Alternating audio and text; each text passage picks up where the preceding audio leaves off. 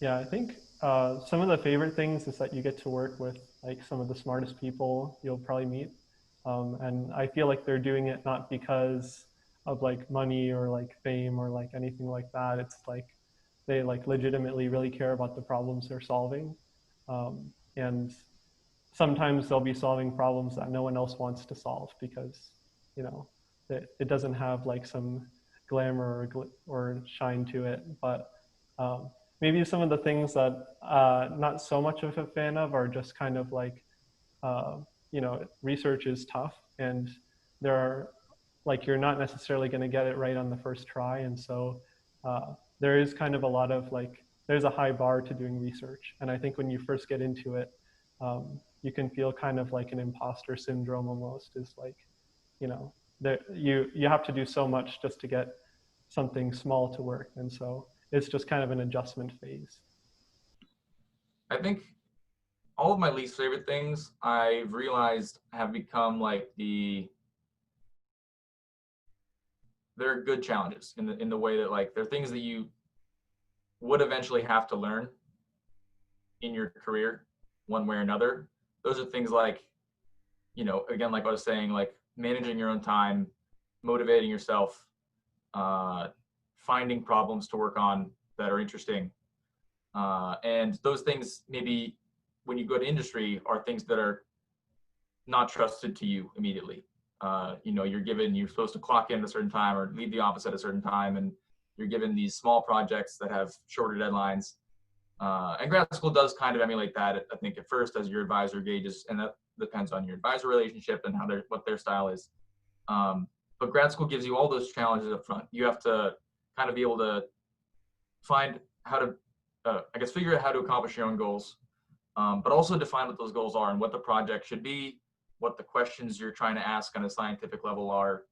And it really makes you figure out how to make an impact from day one, rather than just showing up to a company where they say, if you do this for us, we'll pay you. And that'll help us, and at least it'll ramp you up. Grad school gives you all those things at once, and it can be really frustrating and daunting and even miserable at times because you don't know what you're doing. But then when you do figure it out, I think that you become a stronger person and a stronger contributor, even not just necessarily as a researcher.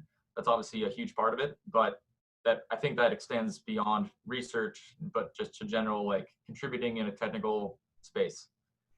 So I think all of that was really hard about grad school, and still is to some degree for me, but it's definitely it's something that I think I've learned, and you see your other fellow grad students learn along the way. Um, that's been one of the things that I think is actually also the best thing, is that all the challenges, things that I hated about it, uh, have really become some of the greatest pros in the whole process. But it just takes time, and it takes a little bit of patience and discipline. Um, and those, yeah, I think the best things are kind of also those. I mean, there's also the stuff about going to conferences is really fun. Representing yourself as an individual and as a researcher, and being able to grow in that way, and talk to people in the field and learn what the real hard problems are outside of just cost and what customers want, and the things that kind of maybe in some ways make industry exciting, but can also make it a little bit mundane. Uh, Research in grad school gives you just a whole different angle on what interesting problems might look like.